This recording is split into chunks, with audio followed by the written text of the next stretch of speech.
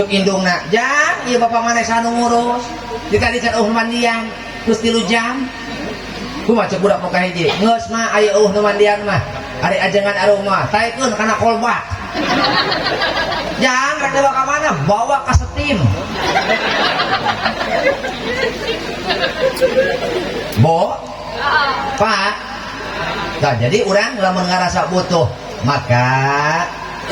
ajak anak-anak orang supaya mengenal Al-Qur'an sebab naon al-ghuraba fi dunya arba'atun aya 4 perkara anu dianggap asing di dunia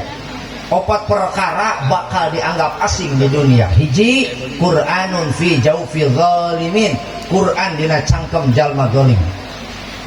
Quran dengan ukur jadi slogan namun ayah acara dibacakeun mun kawinan dibacakeun tapi teu didarenge nu ngobrol